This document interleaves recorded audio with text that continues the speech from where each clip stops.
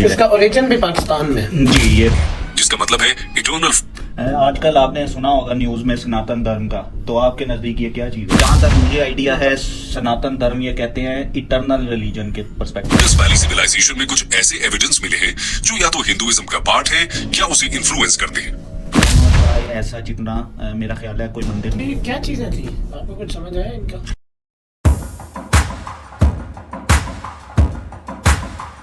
अस्सलाम वालेकुम गाइस, कैसे हैं आप? ठीक ठाक हैं? उम्मीद है आप सब ठीक होंगे।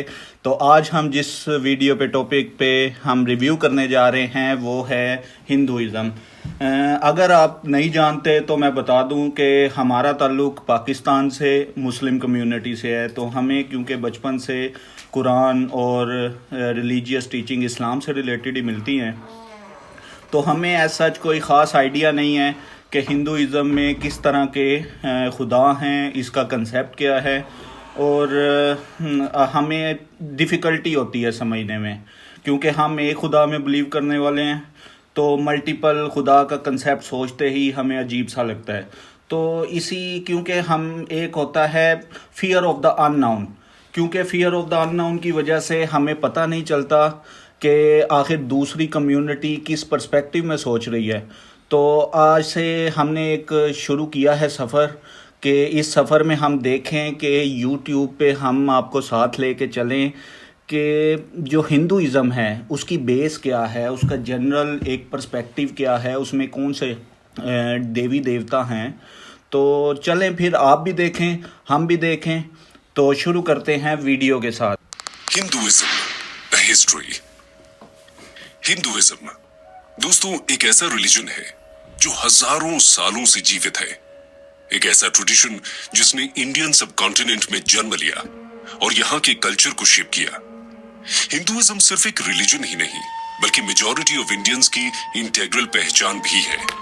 लेकिन दोस्तों हिंदुइज्म एक ऐसा शब्द है जिसे खुद को हिंदू कहने वाले भी अक्सर पूरी तरह नहीं समझते। कोई इसे रिलीजन कहता है तो कोई इसे एक वे ऑफ लाइफ बताता है। आखिर हिंदुइज्म का सही मतलब है क्या? अपनी इस वीडियो में हम इसी सवाल का जवाब जानने की कोशिश करेंगे और समझेंगे कि हिंदुइज्म कैसे वे ऑफ लाइफ की तरह शुरू होकर एक रिलीजन के फॉर्म में डेवलप होता है। दोस्तों हिंदुइज्म दुनिया के सबसे पुराने रिलीजन्स में से एक है। इसकी शुरुआत कब हुई इसका कोई डेफिनेट आंसर नहीं मिलता, लेकिन ऐसा माना जाता है कि ये 4000 सालों से भी पुराना है। आज दुनिया के लगभग हर कोने में हिंदुइज्म को फॉलो करने वाले लोग रहते हैं, जिनमें से 90% इंडिया को बिलोंग करते हैं। फॉलोअर्स के मामले में लगभग 900 मिलियन फॉलोअर्स के साथ हिंदुइज्म क्रिश्चियनिटी और इस्लाम के बाद तीसरा सबसे बड़ा रिलीजन है। इसी के साथ साथ संस्कृत लैंग्वेज एक इंपॉर्टेंट लैंग्वेज जुड़ती है जो इसी के साथ ग्रो हुई और जिसने हिंदुइज्म के बिलीफ सिस्टम्स को स्प्रेड करने में इंपॉर्टेंट योगदान दिया। माना जाता है कि प्रोटो इंडो आर्यन और प्रोटो इंडो यूरोपियन लैंग्वेजेस भी संस्कृत से ही डेवलप होती हैं। आइए सबसे पहले हिंदू शब्द के ओरिजिन को समझते हैं। Origins of the word Hindu. दोस्तों हिंदू शब्द नॉर्दर्न इंडिया में फ्लो होने वाली रिवर इंडस से डिराइव हुआ है। एंशिएंट टाइम्स में इस रिवर को सिंधु नाम से जाना जाता था। अगर किसी को नहीं मालूम तो मैं बता दूं, सकलैन ज़कवान, मैं आपको भी अगर नहीं पता तो मैं आपको गाइड कर दूं कि ये जो इंडस रिवर है ये पाकिस्तान में मोस्टली गुजरता है। ये जो हम दरियाए सिंध पाकिस्तान में कहते हैं उसको इंडस रिवर, उसी से ये गंगा जमुना तहजीब और मेरा ख्याल है सारा जो हिंदू का नाम वो सारा बता रहे हैं इसी से रिलेटेड है। इसका ओरिजिन भी पाकिस्तान में जी। ये क्योंकि स्टार्ट भी पाकिस्तान से होता है। हाँ, मोहनजोदड़ो और इसके अलावा इंडस वैली सिविलाइजेशन आपने सुना होगा टैक्सला के नाम से। तो ये सारे रीजन पाकिस्तान में इस वक्त मौजूद हैं। लेकिन जब पर्शियंस का माइग्रेशन इंडिया में होता है तो वो इसे हिंदू कहते हैं और यहाँ के लैंड को हिंदुस्तान और रहने वाले लोगों को हिंदूज का नाम देते हैं। इस तरह हिंदू शब्द को पहली बार 6th सेंचुरी BCE में पर्शियंस ने यूज किया था। उस समय हिंदुइज्म शब्द एक कल्चरल से ज्यादा जियोग्राफिकल लेबल हुआ करता था। आगे चलकर इसे हिंदूज की रिलीजियस प्रैक्टिसेस को डिस्क्राइब करने के लिए यूज किया जाने लगा। रिलीजियस बिलीफ्स को डिफाइन करते हुए हिंदुइज्म शब्द का रेफरेंस पहली बार 7th सेंचुरी सीई के एक Chinese text record of the western regions by Xuanzang में मिलता है। लेकिन ऐसा भी माना जाता है कि रिलीजियस प्रैक्टिसेस और बिलीफ्स को डिस्क्राइब करने के लिए इंग्लिश टर्म हिंदुइज्म का यूज इतना पुराना भी नहीं है। कहा जाता है कि इसे पहली बार 1816-17 में राजा राम मोहन रॉय ने यूज करना शुरू किया था। इसके बाद 1830 के अराउंड ब्रिटिश कॉलोनियलिज्म को अपोज करने और खुद को बाकी रिलीजियस ग्रुप से अलग दिखाने के लिए इंडियंस ने हिंदुइज्म को अपना रिलीजन बताना शुरू कर दिया था। ये वही समय था जब हिंदुस्तानी अपनी आइडेंटिटी के लिए सोल सर्चिंग कर रहे थे। ये तो बात हुई हिंदू और हिंदुइज्म शब्द के ओरिजिन की, लेकिन शब्द यानी कि टर्म तो बाद में आया था। इससे जुड़े बिलीफ्स और प्रैक्टिसेस का ओरिजिन और भी पुराना है। How did Hinduism start? दोस्तों, क्रिश्चियनिटी और इस्लाम की तरह हिंदुइज्म का कोई सिंगल फाउंडर नहीं है और इसका ओरिजिन रिकॉर्डेड हिस्ट्री से भी पुराना समझा जाता है। हिंदूज अपने रिलीजन के लिए सनातन धर्म टर्म यूज करते हैं, जिसका मतलब है इटर्नल।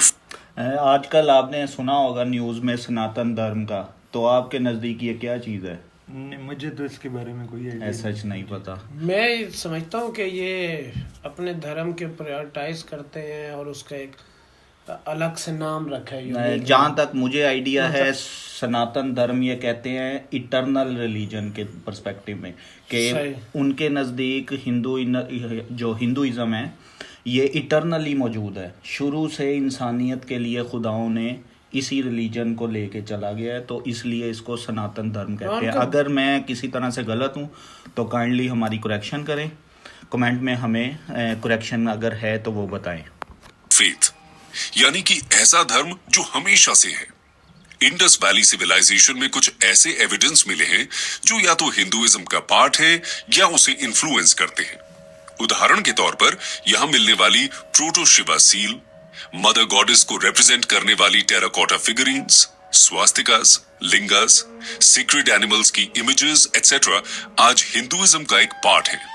इसलिए ये माना जाता है कि किसी न किसी फॉर्म में हिंदुइज्म उस समय से एग्जिस्ट कर रहा था। ये क्या चीजें थी, आपको कुछ समझ आया इनका? ये वो बता रहे हैं ना कि इंडस वैली जैसे हमारे सिविलाइजेशन थी, तो उसकी जब आर्कियोलॉजिस्ट ने खुदाई वगैरह की, पुराने आसार देखे, तो उधर जो मोन्यूमेंट मिले उसमें इस तरह से था कि जो हिंदुइज्म आज हमें नज़र आती है, स्वास्तिका का साइन और डिफरेंट देवी देवता, उसी तरह के मिलते जुलते देवी देवता उस इंडस वैली के खंडरात में मिले थे। अच्छा, ये मैंने उधर म्यूजियम में भी देखे हैं। ये जो है ना टेक्सला के पास और मियां चन्नू के पास है, उसको गालिबन हम हड़प्पा कहेंगे। हड़प्पा सिविलाइजेशन, वो भी इंडस वैली सिविलाइजेशन ही है, ओल्ड इंडस वैली। दरियाए सिंध जो है, इंडस रिवर, इसके इर्द गिर्द डिफरेंट रीजन्स में आबादियां फैली। उनके म्यूजियम में मैंने देखा कि उन्होंने ना डिस्प्ले किए हुए थे और उसके अंदर इस तरह के स्टोन्स थे और उन स्टोन्स के ऊपर आर्ट हुई हुई थी इस तरह के। आज भी हमें मतलब इसके जो बाकियात हैं वो पाकिस्तान के इंडस वैली के आप कह लें कि 25-30 किलोमीटर के डायमीटर में हमें आज भी मिलती हैं। और आज भी काफ़ी चीज़ें ऐसी हैं जो कि अभी तक हिडन है, मतलब डिस्कवर नहीं हुई है, तो लोग लगे हुए हैं। और क्योंकि वो एक्सकवेशन रोक दी थी, कोई पॉलिसी थी, तो लेट्स सी आगे आप चलाएं, देखें इसको हम फिर तब से। तौर पर हिंदुइज्म की शुरुआत वैदिक कल्चर से मानी जाती है, क्योंकि इसी समय हिंदूज के सीक्रेट टेक्स्ट्स वेदास का ओरिजिन हुआ था। यानी कि हिंदुइज्म का फर्स्ट लिटरेरी एविडेंस हमें वैदिक पीरियड में मिलता है। चलिए, ये तो समझ में आ गया कि हिंदुइज्म का ना तो कोई फाउंडर था और ना ही कोई डेफिनेट डेट है इसकी शुरुआत की। लेकिन कुछ कोर बिलीफ्स हैं जो हिंदुइज्म को डिफाइन कर सकते हैं। आइए जानते हैं कोर बिलीफ्स। दोस्तों, हिंदुइज्म एक ऑर्गेनाइज्ड रिलीजन नहीं है और किसी सिंगल सिस्टमैटिक अप्रोच से इसके वैल्यू सिस्टम को नहीं समझा जा सकता। और ना ही 10 कमांडमेंट्स की तरह हिंदूज के पास कोई सिंपल सेट ऑफ रूल्स हैं। हिंदुइज्म के बिलीफ्स अक्सर लोकल, रीजनल, कास्ट और कम्युनिटी ड्रिवन प्रैक्टिसेस से इन्फ्लुएंस होते हैं। लेकिन फिर भी कुछ ऐसे बिलीफ्स हैं जो सभी वेरिएशंस में कॉमन कहे जा सकते हैं। इन्हें ही हम कोर बिलीफ्स कह रहे हैं। इसमें सबसे पहले आता है एक सुप्रीम बीइंग में विश्वास, जिसे हिंदुइज्म में ब्राह्मण कहा गया है। इसके अलावा कॉन्सेप्ट ऑफ कर्मा, सोल यानी कि आत्मा, रीइंकार्नेशन यानी पुनर्जन्म और मोक्ष हिंदुइज्म के सेंट्रल बिलीफ सिस्टम का पार्ट है। सोल या आत्मा का कॉन्सेप्ट कहता है कि सभी लिविंग क्रीचर्स में आत्मा होती है जो कि ईश्वर का ही अंश होती है। कर्म का कॉन्सेप्ट हिंदुइज्म में बहुत ही इंपॉर्टेंट है। इसके अनुसार लोगों के एक्शंस ही उनकी प्रेजेंट लाइफ और फ्यूचर लाइफ को डिटरमिन करते हैं। हिंदुइज्म में लाइफ के 4 मेन एम्स बताए गए हैं: धर्म, अर्थ, काम और मोक्ष। मोक्ष की प्राप्ति के बाद साइकिल ऑफ बर्थ्स का एंड हो जाता है और आत्मन सुप्रीम सोल में मिल जाती है। योग, जिसका अर्थ है यूनियन विद गॉड, भी हिंदुइज्म का एक इंपॉर्टेंट पार्ट है। लोगों को दुनिया भर में हिंदुइज्म का पता हो ना हो, पर योग का जरूर पता होता है। 2015 से जब से हर साल इंटरनेशनल योगा डे 21 जून को मनाया जाता है, तब से ये और फेमस हुआ है और लोगों को इसके real world benefits for physical, mental and spiritual wellbeing भी समझ आ रहे हैं। आइए अब हिंदुइज्म के मेजर गॉड्स और सीक्रेट टेक्स्ट्स की बात करते हैं। Major gods, secret texts and different sects. दोस्तों, हिंदू वैसे तो एक सुप्रीम बीइंग में विश्वास करते हैं। सुप्रीम बीइंग यानी कि ब्राह्मण का कॉन्सेप्ट एक फॉर्मलेस गॉड, अल्टीमेट रियलिटी या ओमनी प्रेजेंट एनर्जी की तरह है। इसी के साथ साथ हिंदुइज्म में कहा गया है कि इसके अलग अलग रूप हो सकते हैं। यहीं से पॉलीथीइज्म का कॉन्सेप्ट आता है। हिंदुइज्म के अनुसार सब कुछ ईश्वर का ही एक अंश है और ये फॉर्म्स एंड अवतार्स मनुष्यों का भला करने के लिए लिए जाते हैं। इसी के साथ साथ हिंदू नेचर वर्शिप भी करते हैं। हिंदुइज्म में प्लांट्स से लेकर एनिमल्स तक सबकी पूजा होती है। नेचर वर्शिप करने के पीछे साइंटिफिक रीजंस भी हैं, जैसे कि हिंदुइज्म में बैनियन ट्री की वर्शिप का कॉन्सेप्ट है और हम सभी जानते हैं कि ये ट्री 24 घंटे ऑक्सीजन देता है। यानी कि हिंदुइज्म के फॉलोअर्स भी इस ट्री की इंपॉर्टेंस को जरूर समझते थे। इसी तरह मेडिसिनल वैल्यू वाले तुलसी प्लांट, आंवला यानी कि इंडियन गूसबेरी जैसे ट्रीज को भी पूजा जाता है। कोरोना के समय जब विटामिन सी को अच्छे से लेने की सलाह दी गई, तब हम सब ने आंवला का सेवन और शुरू कर दिया। आयुर्वेद इसे सुपर फूड बुलाता है और हमें हर रोज इसे लेने की सलाह भी देता है। इसके अलावा वैदिक पीरियड में जहां इंद्र को मेजर गॉड की तरह पूजा जाता था, वहीं लेटर पीरियड में ट्रिनिटी का कॉन्सेप्ट डेवलप होता है। इसके अनुसार 3 मेजर गॉड्स हैं। ये जो आप देख रहे हैं, इसमें जहां तक मुझे आइडिया है, अगर मैं किसी तरह गलत हूं तो आप करेक्शन कीजिएगा, कि ये सेंटर में है इनके मतलब 3 तरह के खुदा हैं। एक को कहते हैं क्रिएटर, मतलब ब्रह्मा। एक है विष्णु, जो कि सस्टेनर है, कि वो मतलब सस्टेन करते हैं। और जो थर्ड है वो शिवा, वो डिस्ट्रॉयर है। वो किसी भी तरह का पनिश करना हो इंसानियत को या किसी भी मतलब बुरी शक्ति को, तो उसको ये डिस्ट्रॉयर जो हैं वो करते हैं। तो ये इनके 3 मेन खुदा हैं। लेकिन आगे मेन जो 2 सेक्ट मेरे ख्याल से चलते हैं हिंदुइज्म में, वो शिवा और विष्णु, इनसे रिलेटेड है। ब्रह्मा का ऐसा जितना मेरा ख्याल है कोई मंदिर नहीं है। अगर मैं गलत हूं तो मुझे करेक्ट कीजिएगा। Brahma the creator, Vishnu the preserver and Shiva the destroyer. Hinduism में फेमिनिन एनर्जी को भी वर्शिप किया जाता है। इसे गॉडेस शक्ति माना गया है और किसी दूसरे मेजर रिलीजन में गॉड को फेमिनिन फॉर्म में वर्शिप करने का कॉन्सेप्ट नहीं दिखता। इसके अलावा मल्टीपल गॉड्स एंड गॉडेसेस हैं जिन्हें अलग अलग एट्रीब्यूट से जोड़ा जाता है, जैसे कि लॉर्ड गणेशा को रिमूवर ऑफ ऑब्स्टिकल्स यानी कि विघ्नहर्ता कहा गया है, तो देवी सरस्वती को गॉडेस ऑफ नॉलेज। जिस तरह हिंदुइज्म का कोई सिंगल फाउंडर नहीं है, ठीक उसी तरह बाइबल या कुरान के जैसे कोई सिंगल बुक भी हिंदुइज्म को रिप्रेजेंट नहीं करती, बल्कि मल्टीपल टेक्स्ट्स हैं जो हिंदुइज्म में सीक्रेट माने गए हैं। इसमें सबसे पुराने हैं 4 वेदास, ऋग्वेद, यजुर्वेद, सामवेद और अथर्ववेद। हिंदू मान्यता के अनुसार वेदास इटर्नल ट्रूथ को रिप्रेजेंट करते हैं और खुद ईश्वर ने इन्हें सेजेस यानी ऋषिज को रिवील किया था। इसके अलावा उपनिषद्स, पुराणास, एपिक्स रामायण एंड महाभारत और भागवत गीता हिंदूज की मेजर होली बुक्स हैं। बाकी रिलीजन्स की तरह हिंदूज के भी नाज़रीन, ये था फर्स्ट पार्ट।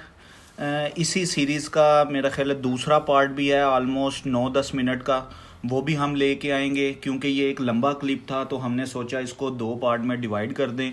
तो फर्स्ट पार्ट हमने देखा है, तो अगर इसमें किसी तरह की हमारी करेक्शन हो आप हमें वो गाइड कीजिएगा। और दूसरा, इसमें कुरान का जिक्र आया एंड पे, तो मैं कहना चाहूँगा क्योंकि हम तीनों मुस्लिम कम्युनिटी से हैं, तो अगर आप बीइंग हिंदू या कोई भी नॉन मुस्लिम है, उसका कुरान से रिलेटेड किसी तरह का क्वेश्चन है, कोई मिसअंडरस्टैंडिंग है, क्योंकि हमारा मानना है कि कोई भी रिलीजन जो है वो मारदाड़ इस तरह का किसी तरह का वो सिखाता नहीं है। तो अगर फिर वायलेंस कोई भी वायलेंस किसी तरह का नहीं सिखाता।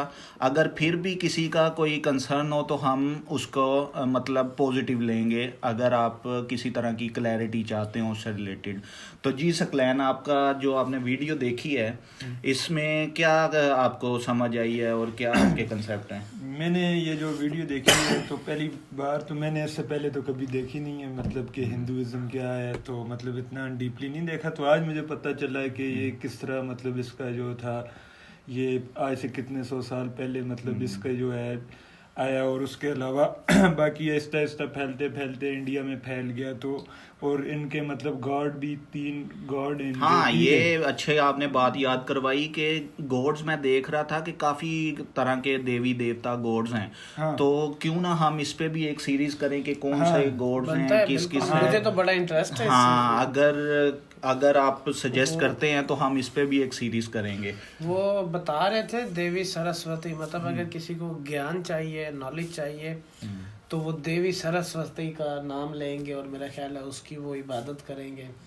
तो उनका मैंने जो चीज़ समझी है, इनकी कोई मतलब बेस नहीं है, और बस वही है कि इनके कुछ बिलीव्स हैं, स्ट्रॉन्ग बिलीव्स हैं, जो कि पुराने वक्तों से चलते आ रहे हैं। उसके एविडेंसेस की बेस पे ये मतलब अंदाज़ा लगाते हैं और उसके मुताबिक आगे चलते हैं।